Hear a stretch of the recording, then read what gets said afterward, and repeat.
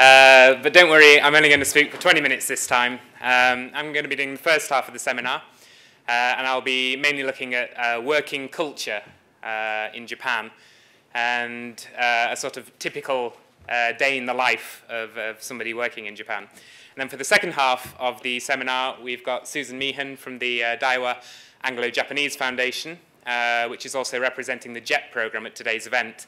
And Susan's going to give us an introduction to the JET program. So yeah, my name is Tom Mays. I work for the British Council over in Tokyo in the education department over there. Just to briefly go through my experience of working and studying in Japan.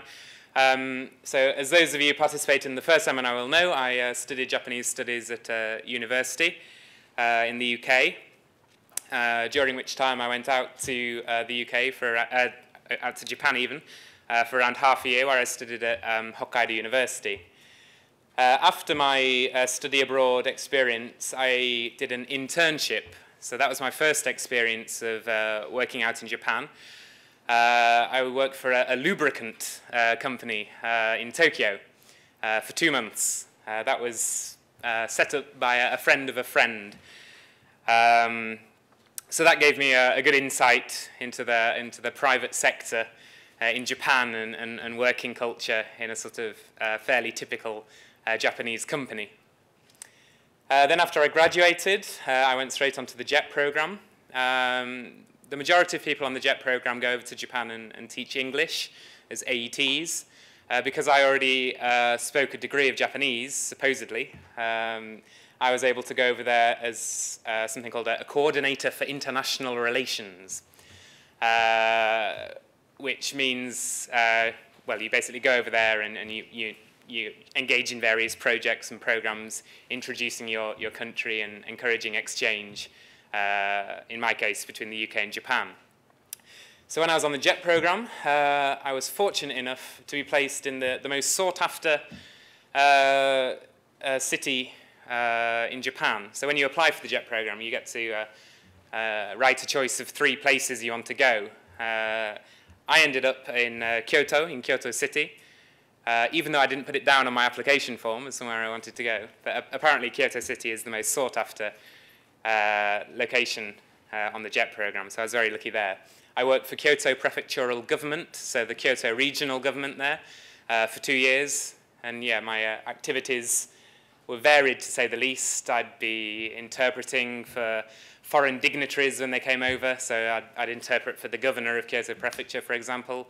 I'd translate tourist brochures. I'd also go to old people's homes and give talks on how fantastic the UK is. So yeah, it was very varied, but a fantastic experience.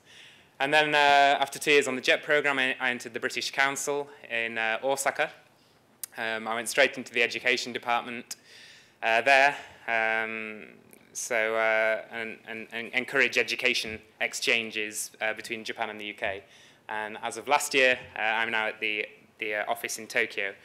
So yeah, I've got experience of working in the private sector in Japan and also in the public sector from my time on the JET program. So I'd like to talk a little bit about that today.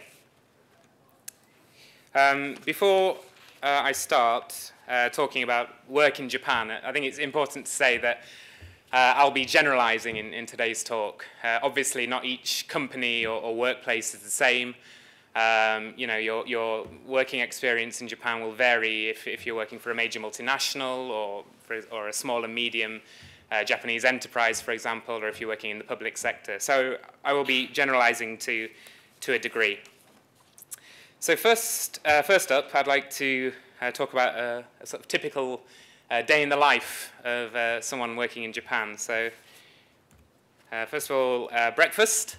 This is a traditional Japanese breakfast, but not many people in Japan actually eat this every day of the week. Mainly if you go to like a Japanese traditional inn, you'll be served this. Or if you're maybe, you know, one of the older generation in Japan, they still have this traditional Japanese breakfast. I still, even to this day, can't stomach a full bowl of rice at 7 o'clock in the morning.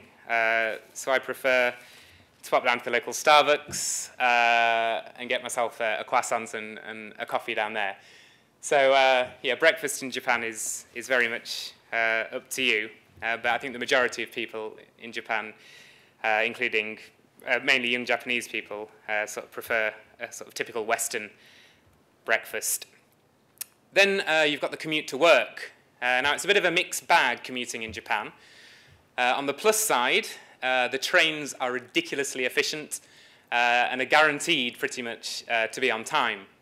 So just to give you an example, I worked for 2 years down in Osaka when I was working for the British Council down there. So in 2 years of commuting, every day, Monday to Friday, my morning and evening train was always on time. There was never one delay in 2 years of travelling, which is probably quite unthinkable for those of us living in the UK. Since going to Tokyo, there's maybe a few more delays, but that's probably understandable because I'm on one of the busiest commuter lines in the world. But still, by and large, it's fantastically efficient. On the downside, as you can probably tell from this photo, it gets ridiculously crowded at rush hour. So I think 8:30 in the morning is traditionally the peak, and then in the evening, usually between 6 and 7, you'll often get the station master pushing you onto the train. So yeah, that can leave you requiring a shower by the time you get to work in the morning. Another plus of commuting in Japan, most Japanese companies pay for your travel. So I've spent all of my working life in Japan now, so I was shocked when I was talking to some of my British friends the other day who say they've got to fork out for their own travel pass. In Japan, the company, so when I was working for the government, they paid for me. The British Council, they pay for me. I think wherever you go, by and large, they pay for your train fare, which is a very positive thing indeed, although there are some Japanese employees who take advantage of this. I've heard stories of executives taking the Shinkansen, the bullet train, down to work each day, which probably costs around £80 one way. So yeah, some companies suffer as a result. Then in the morning, it's not uncommon to find Japanese people on the train or at the office reading the newspaper. Despite the sort of recent digitalization of the press, newspapers are still very popular in Japan. This is a newspaper vending machine in a station in Tokyo, and you can pay for it using your Oyster card equivalent. So no cash, you just swipe your Oyster card and the newspaper falls out. I think I think at the moment the Daily Yomiuri newspaper is the best-selling daily in the world. So it sells the most copies of any newspaper in the world. So yeah, newspapers are still very popular over in Japan. In the public sector, I don't know if this is true of every sort of regional government, but when I was working for Kyoto government, the first hour of the day would be spent reading the paper. So every member of staff, there would be about 10 or 15 different newspapers delivered, and every member of staff would read through the newspapers and cut out articles that they thought were relevant to their work. And then one member of staff would stick them all onto paper, and then they'd be passed around the office at around lunchtime, which is a fantastic use of taxpayers' money, I'm sure you'll all agree. Yeah, in Japanese offices, mainly in the public sector, they have a system called the kairan, which is where important documents are passed around between each person in your office. So you have a clipboard, you put the document on it, and then it gets passed around the office, and you have to stamp it with something called a hanko, or a Japanese stamp, to prove that you've read it. And that's one of the ways in which Japanese people, certainly in the public sector, I think, communicate with one another and keep each other informed as to what they're doing. It may be probably simpler to use a PDF attachment, but still this system of kairan exists. So a typical morning for me anyway will usually involve 1 or 2 meetings with both my colleagues in my office and external people as well, so going out and about and meeting people. I think one key aspect of working culture in Japan is an emphasis on reaching a consensus.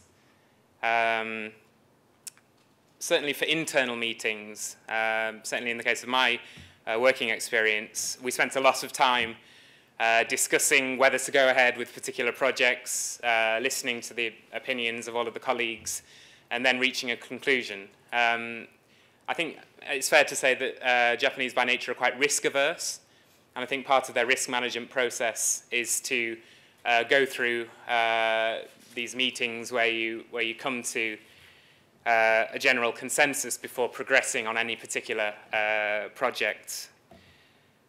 Another important thing in Japanese working culture is hierarchy. Particularly when you're meeting people from outside of your workplace, it's very important to be aware of the position of the person you're talking to. So as soon as you've exchanged business cards, it's worth checking their rank. And according to how important they are, you have to change your language accordingly. So if you speak Japanese, you're probably aware that it has quite a complex sort of formal language system. So the very words you use, so for example verbs, they change completely according to the level of the person you're speaking to. So it's very important to be aware of hierarchy when you're working in a Japanese workplace. Yeah, just to go back to business cards, after a few months working in Japan, you'll probably end up with a stack of business cards about this big. Don't chuck them in the bin. They will come in useful at some point because Japan places great emphasis, I think, on networking and creating contacts. So, for example, it's very difficult to say, if you want to approach a particular company to discuss, for example, a project you want to work on, it's very difficult to contact them cold, as it were, without having any formal link. It's always better if you can go through someone who may have a friend there at the company. It's always good to have a network of people that you can go through when you're wanting to work with other companies and organisations. So after hard morning's work, we have lunch. This is one of my favourite aspects of Japan. Certainly coming back to the UK nowadays, I find you can't get a sandwich and a coffee for less than £5 nowadays.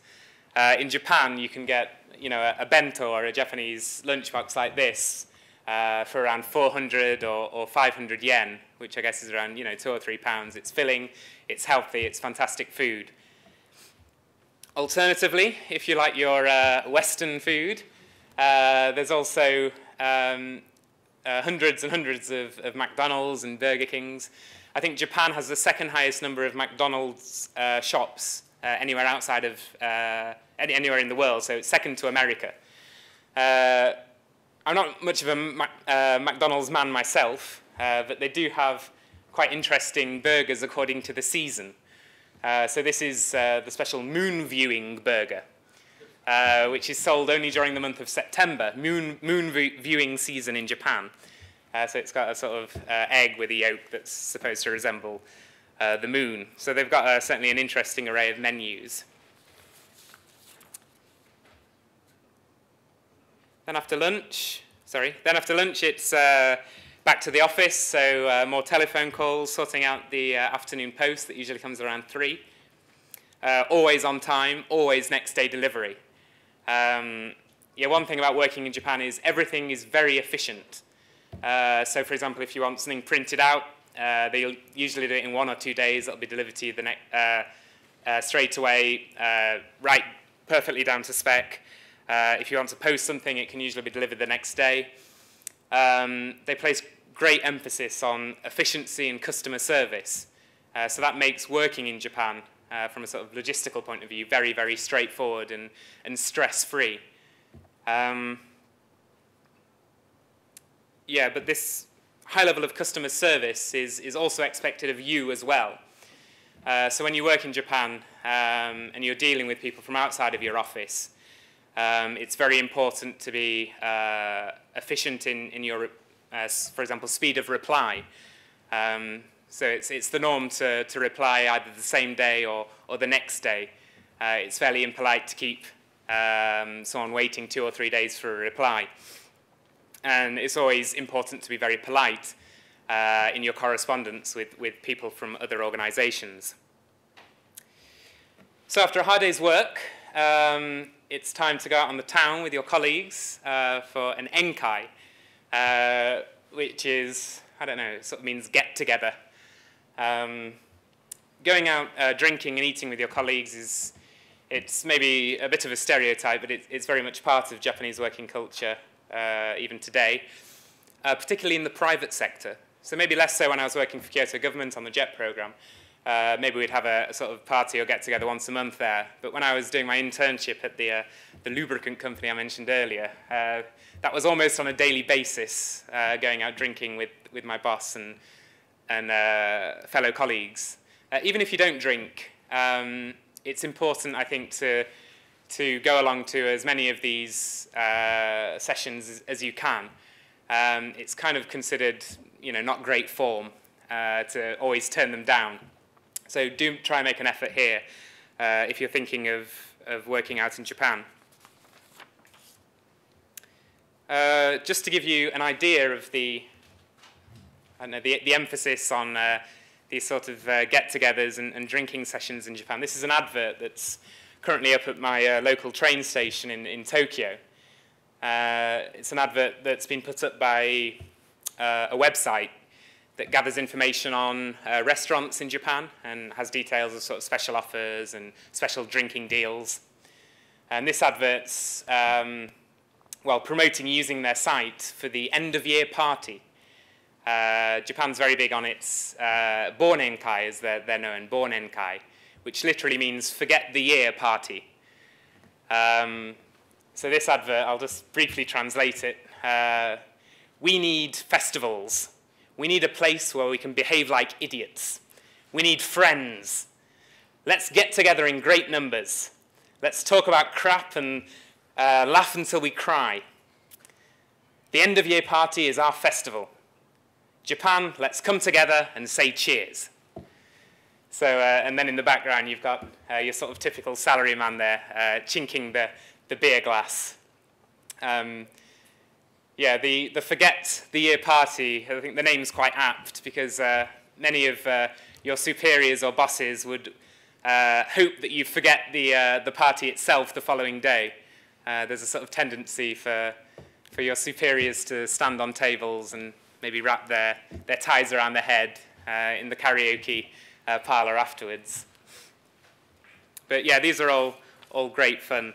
I've got mine as soon as I get back to Japan. So I'm looking forward to that. So after a busy day's work and a hard day partying as well, it's time to go home and have your bath. In Japan, the evening bath is commonplace.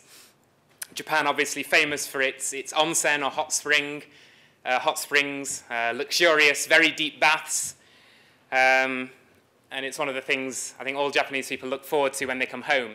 Unless, of course, your bath is the same size as the one in my apartment.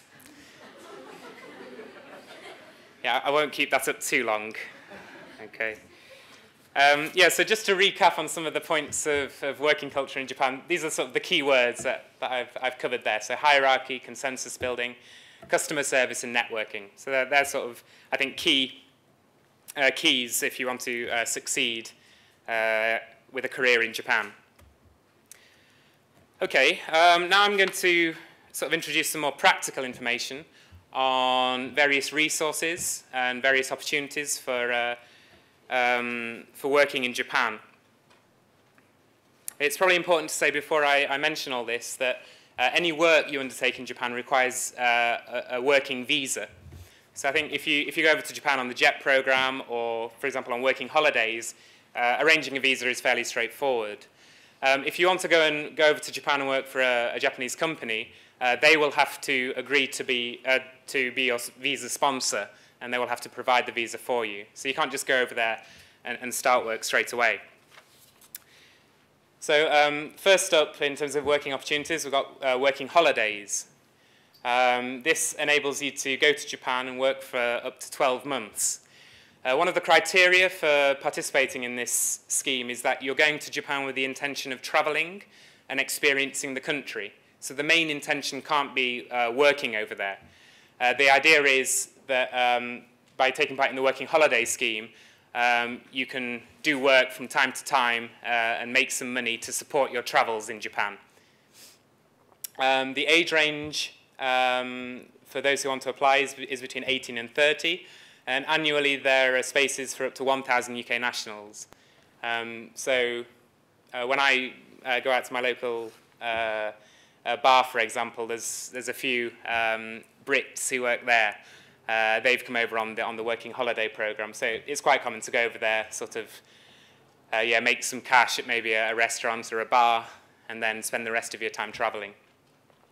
You can find further information on how to apply for the working holiday program from the Japanese Embassy website. The website is written up here for you. For those looking for job places and job availability, information on job availability in Japan, here are some useful resources. It's probably important to say that this list is selective. It's by no means comprehensive. There are obviously other resources available, but these are some of the more well-known ones. In terms of press, the Japan Times, which is I think the most, the best-known English-language daily out in Japan, they have a very good job section. I, for example, found out about the post at the British Council from reading the Japan Times. So if you're out in Japan, you can check their job information in the newspapers. They also have all the job information up online as well, so you can check out information from the UK. Then there's a couple of websites that sort of bring together all the various job placements for foreigners in Japan. Daijob is one of them. Daijob.com is its website address.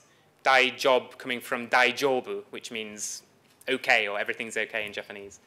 And then you've got Gaijin Pot as well. A Gaijin is a foreigner in Japanese, or literally translated, it means alien. So you'll find that when you go out to the countryside in Japan, you may get referred to as Gaijin or Gaijin-san quite a lot. Their website as well also has quite detailed job information.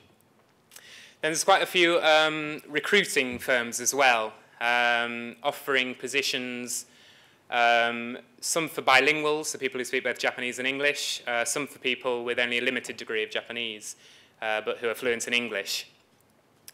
And these companies here, they specialize in placements at Japanese companies, mainly in the private sector, mainly in the financial sector. So Disco, JAC Recruitment, Robert Walters are some of the more well-known firms in that area. There's also an annual job fair that takes place in London, I think usually around June, July time. It's staged by Disco. It's called the London Career Forum. It's targeted mainly at bilinguals, so you do have to have a degree of Japanese if you're interested in attending this event. But a lot of the major Japanese companies, you know, your Toyotas, your Nissans, the major multinationals attend this event. Then in Japan, there are some Japanese organizations that offer job information for foreigners. One of these is Hello Work, which is sort of the Japanese equivalent of Job Centre, I guess, in the UK. Not all of the Hello Work offices, there's usually an office located in each town or city. I think they're run by the government. Not all of them have information in English, but I think the office in Shinjuku, in Tokyo, they provide information on job placements and job availability in English. They also have information on their website, so it may be worth checking them out. Also, international centres. Pretty much every town or city in Japan has a Koryu centre or an exchange centre.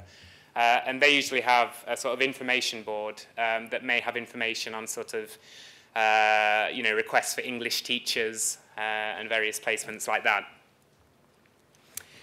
Yeah, on the subject of English, it's probably still by far the most, English teaching is probably still by far the most popular choice of work for people going out to Japan. While the English teaching market, I think it's fair to say it's shrinking gradually, there is still a massive demand.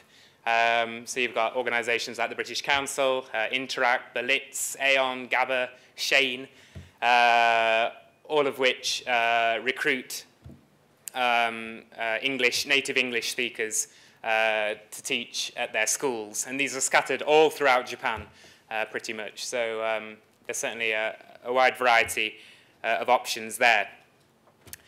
But by far the best English teaching programme, I'd say, certainly anyway, is the JET programme, which Susan Meehan is now going to talk about for us. So I'll hand over to Susan.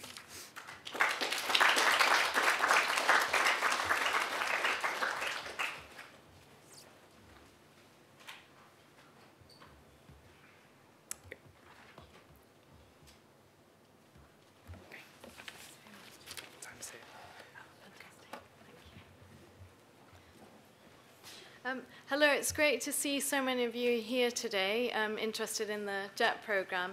I'll give you a little background about myself. I had studied history and international relations. That was my degree at university. And as I was approaching my final year, I really wasn't sure what it was that I wanted to do, but I did know I wanted to teach. I wanted to teach English, and I was looking into various opportunities. And I came across the JET program, which seemed a fantastic way of going to Japan.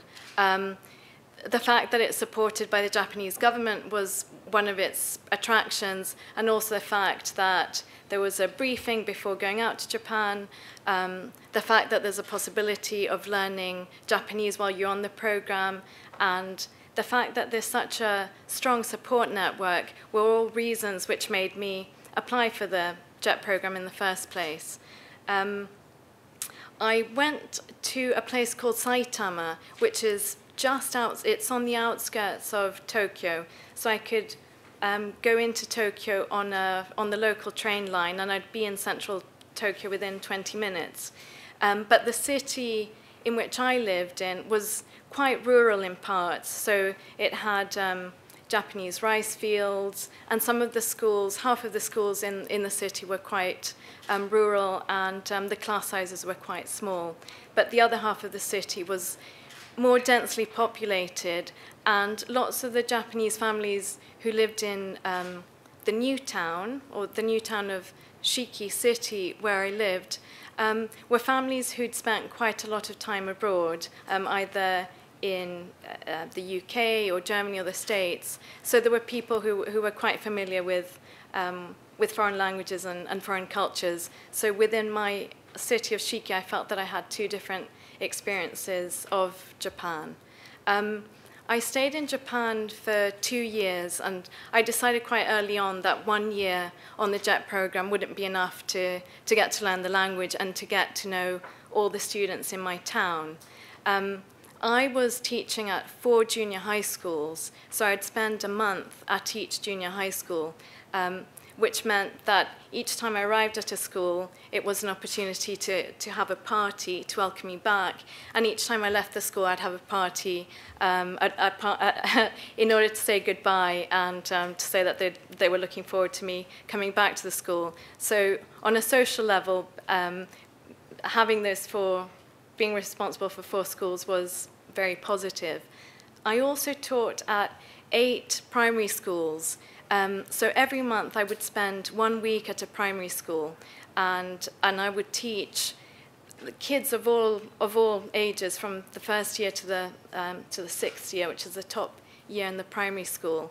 And not only did I teach the students English, the students would also use English to teach me about Japanese, about the Japanese language, and also about Japanese culture. So it was a really good exchange, and it really it motivated the students to use English with me, and they had all kinds of materials and beginner English books with which they could converse with me.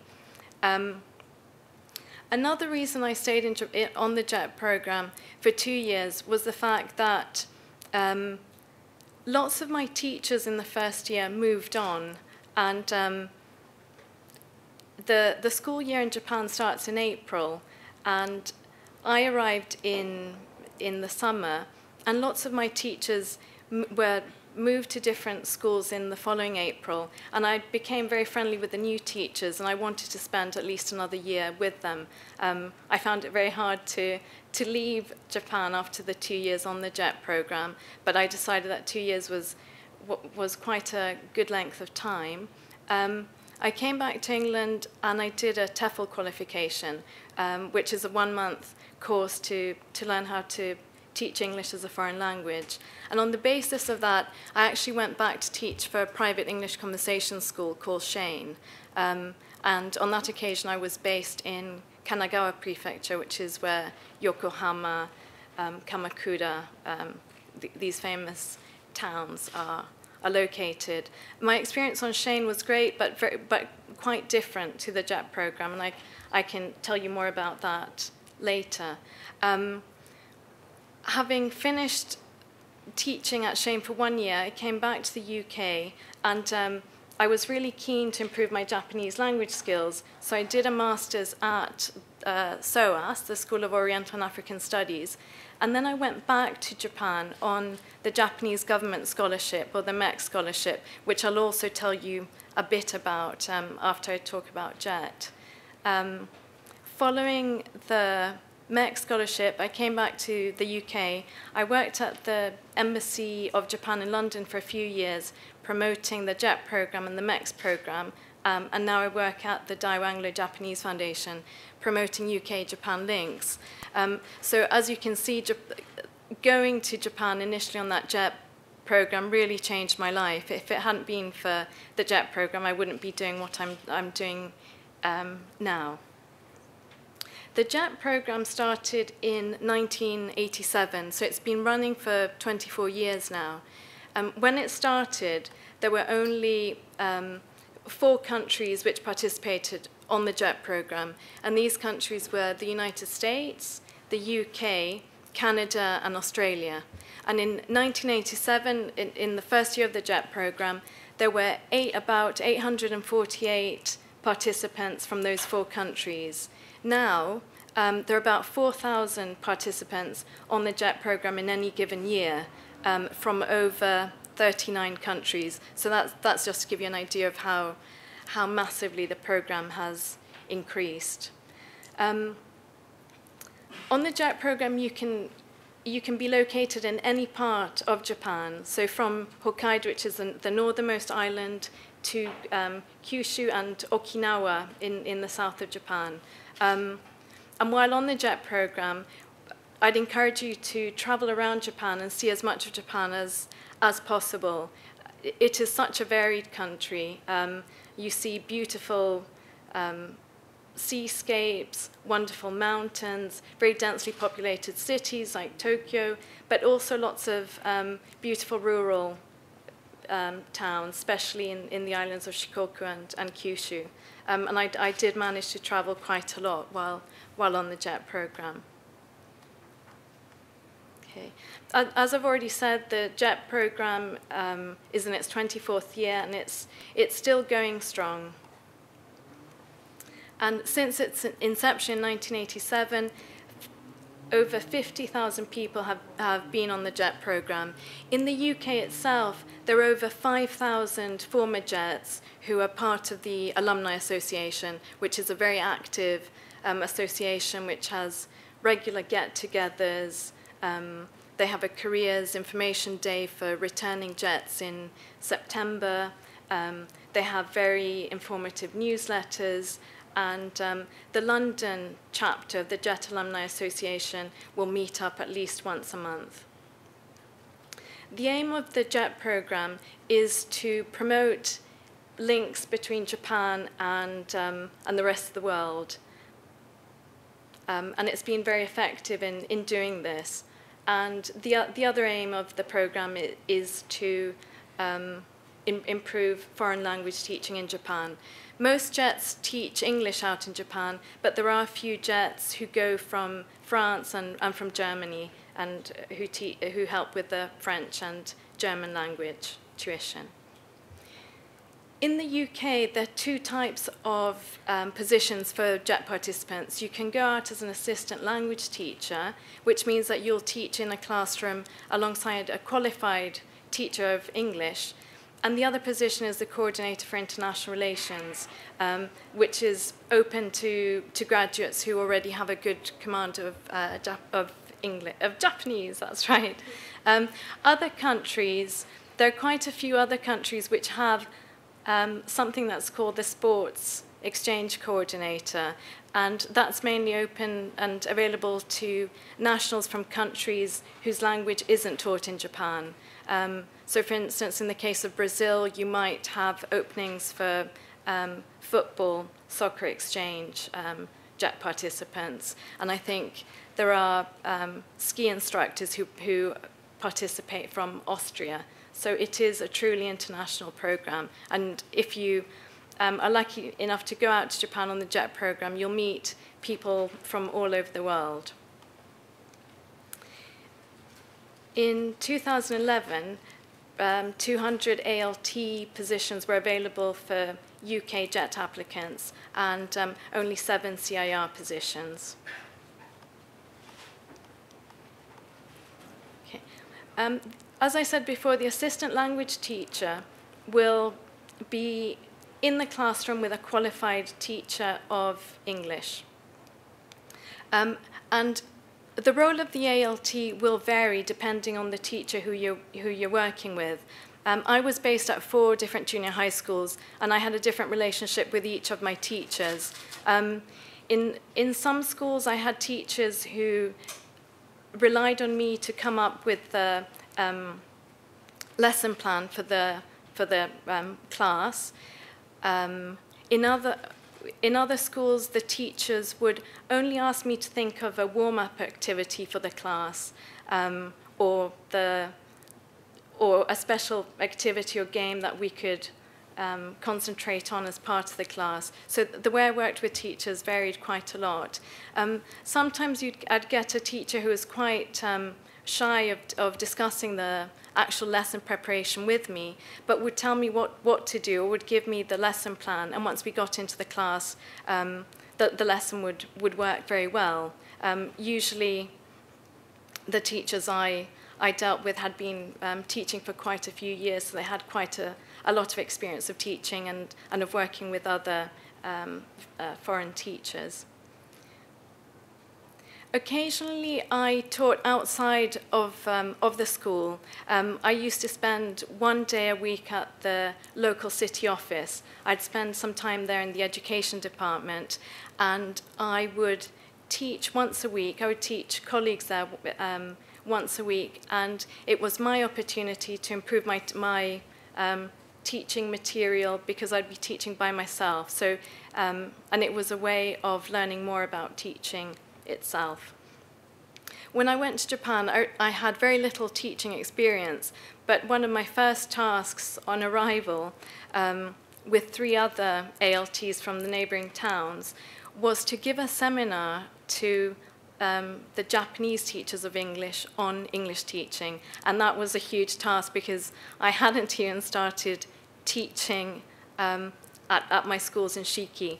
But the 4 of us got together, we did a lot of research, we got a lot of English teaching textbooks and activity games, and we had a seminar for about 50 Japanese English teachers from the nearby towns. And the fact that we had to give this seminar meant that we did a lot of research, and we were prepared for the first term of teaching with the Japanese teachers of English. So sometimes on the JET program, you are put in at the deep end, but it's all very beneficial, and it pays out in the long run.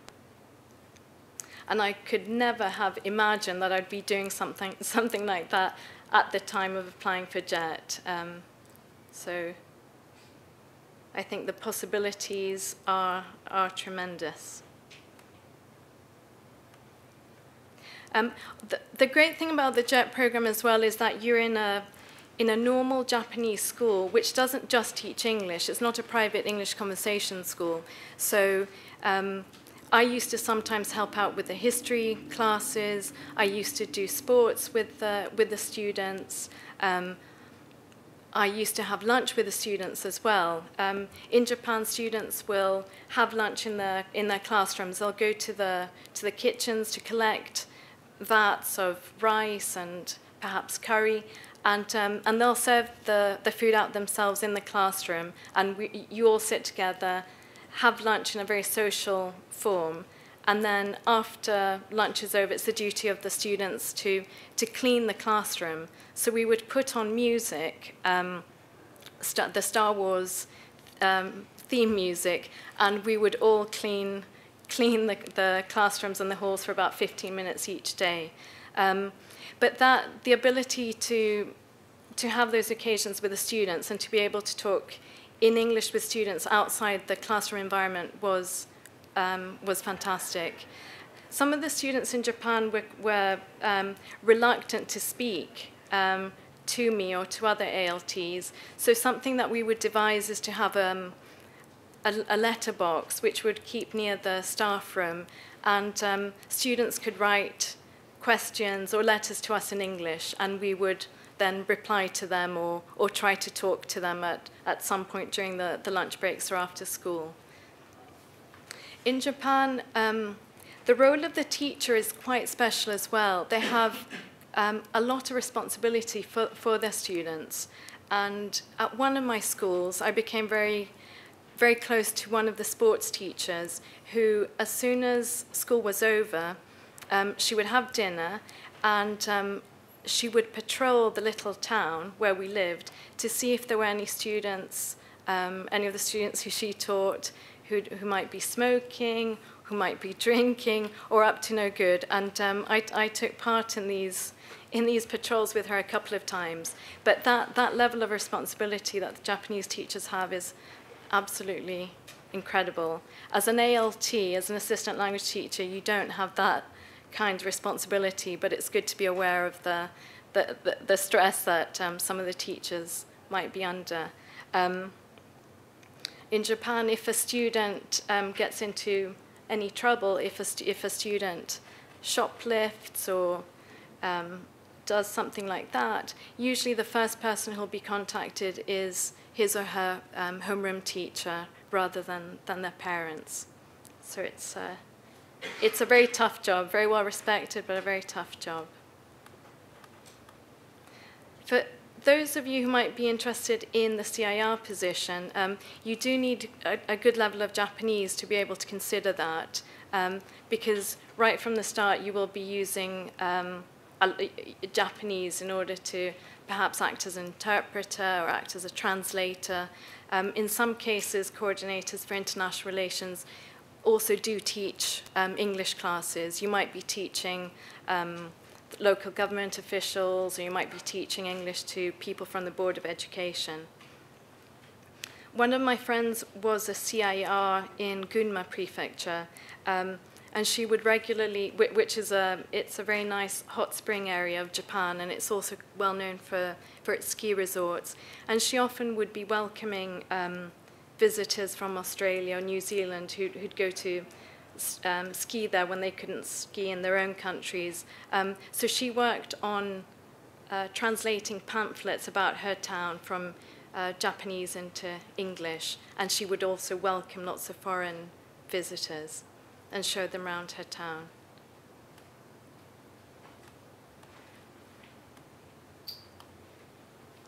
Okay. So again, there is a lot to see and to do in Japan while on the JET program, and I'd encourage any of you who do go out there to really get involved. When I was out there, I did 6 months of karate. I also joined a local tennis team. It's not the most Japanese of sports, but I did get to meet lots of Japanese friends that way. I also did some cooking classes, and friends of mine did tea ceremony, or they did pottery. They learned how to make pots out there. So do make sure that you do things out in Japan which you wouldn't be able to do in the UK. I also learned how to ski in Japan. I went to Nagano, which is where the Olympics, the Winter Olympics have been held in Nagano, and that was an amazing experience as well. I was able to go with colleagues from the local government centre. And it's also great to be able to learn a new language as well, and something that will be, that's a valuable skill for your future career aspirations. And you'll meet, as I said, not just Japanese people, but a range of people from many different countries.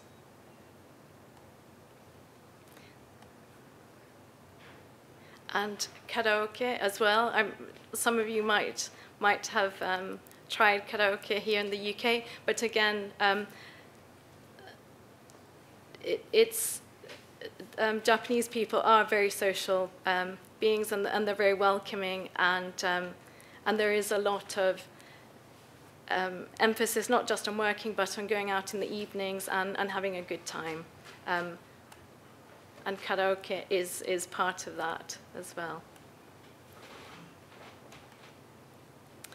As an assistant language teacher, the teacher of English will depend on you to come up with interesting activities and games. So it is worth looking at what's available, what kind of books you could take out with you to Japan, and any interesting games which you have yourself used when learning foreign languages. There are also lots of good online resources for teaching English, and the British Council has lots of good resources up on its website, and it can also post out resources to ALTs. So it is worth exploring all this before even applying for the JET program, because you do have to have an idea of how you would teach and how you would make learning English exciting for the Japanese students. Also, your role as an ALT is also partly to encourage the Japanese students to speak in English or to sing in English, because they don't get a great opportunity of doing that with their Japanese teacher of English. And you might want to start an after-school club with the students in order to allow them to speak in a less formal environment. I also, as well as teaching colleagues at the local Board of Education, I did give conversation classes at the community centre, and I would do that every other week on the weekend, and that was also a fantastic way of getting to know adults in the community, and sometimes the adults in my classes were actually parents of the students I was teaching at school, so it just widened the group of people who I knew in Shiki.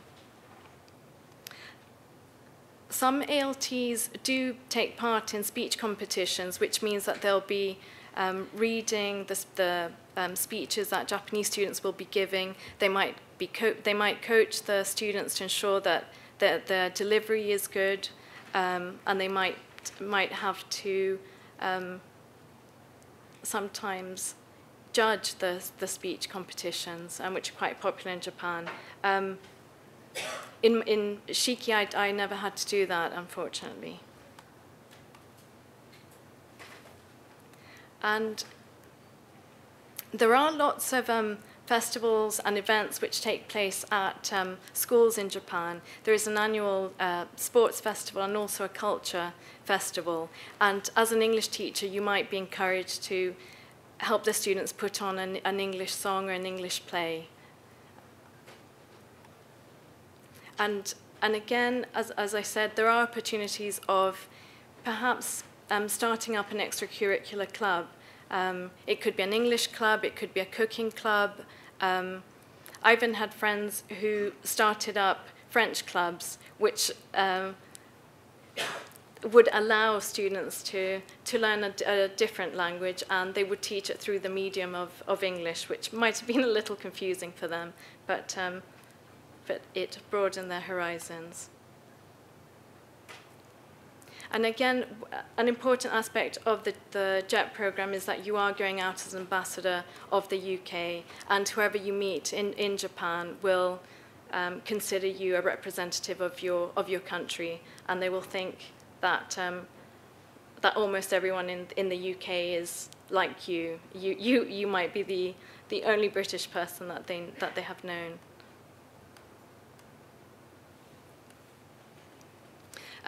On the JET program, it is important to be flexible. In my experience, as I said, when I arrived in Japan, having had very little language teaching experience, we were asked to give a seminar on how to teach English, and we had to respond to that immediately. So you will be put in those situations every now and then, or you might arrive at a class and you'll be asked to think of an activity which you might not have had much time to plan. So it's a good idea always to have lots of activities on hand just in case that situation arises. Sometimes you might be asked to give a lesson which you hadn't known you'd have to give. So just being a good sport and being open to everything that's requested of you as a teacher is a good way of going about it. I remember in Japan, in my first year there, I was invited to lots of events after school and also on the weekends. Lots of these events were with school children. It would be we'd go on visits to the local shrines, or we'd go on trips into Tokyo. And in my first year in Japan, I would say yes to absolutely everything because I wanted to experience as much as I could. And I think as a JET, you do have to be open to all these experiences. It will enrich your time there as a JET all the more. But in my second year, I did have to be a bit more careful with my time because in the first year, I realized that my diary was booked up months and months and months ahead. If I wanted to see friends, we'd have to be planning about 4 months in advance because there was so much to do. Japanese friends and colleagues wanted to ensure that I got to see as many festivals and as many parts of Japan as possible. They were just so welcoming to me. I'd go into someone's house and I would comment on how beautiful the photograph of the mountains were, for example, and they would arrange for me to go to that part of Nagano, for instance, in the next month. So there's some amazing opportunities that you'll have out there. Some people, Japan is so different that some of you might feel culture shock when you're out there, but don't worry about that because there is such a big network of support out there. There are so many JETs who are already out in Japan who can help you and give you advice. And in each prefecture, there is a JET who is responsible for all the other JETs in that area. And usually that's a JET who's been in place as a teacher for a few years already. So, yes, so just communication and talking to people how you're feeling in Japan is most important. But I'd say when it comes to JETs from the UK, most of them do stay at least 2 or 3 years, and reports on their time in Japan are always extremely positive. So, and Japan and the UK are so similar in many ways that I doubt culture shock will be a problem. Sorry, Susan, we're running a bit okay, short on time. Sorry. With the JET program, if you are lucky enough to be selected, the Embassy of Japan will pay for your flights to and from Japan. They'll sort out your work visa. You'll have an orientation before going out to Japan, which involves lectures about Japan and also some Japanese language classes. And you will be on a good salary, which is more than ample to cover your living costs, your rent, and travel around Japan. And don't forget that it's an excellent skill to put on your CV and to help you with future work. And with teaching, there's so many skills that you acquire through teaching: interpersonal skills, using your initiative, team working. So don't forget about that side of things as well. Okay. The deadline for the JET application is actually today, so there's not much time for those of you who haven't already put in the application. But it is offered on an annual basis, and the next deadline will be the last Friday in November 2012. And I'll just shoot through these last slides. And remember that it's all about being enthusiastic, positive, open to new cultures, wanting to get involved and wanting to teach English. And then the last thing I'm going to talk about are the MEXT scholarships. They're also offered by the Embassy of Japan on behalf of the Japanese government. And these scholarships are for postgraduates who want to go and do research at a Japanese university. The deadline for applying is generally spring, say April every year, in order to start the following April or October at a Japanese university. And the option of continuing to do a master's or a PhD at the university in Japan where you're sent to is also there. So that's a very good opportunity. And if any of you decide to study Japanese at undergraduate level, there's also MEXT scholarship for undergraduates, which will help fund the year abroad that you'll have to do as part of your undergraduate degree in Japanese. So do look out for those as well. And thank you for your time. Sorry.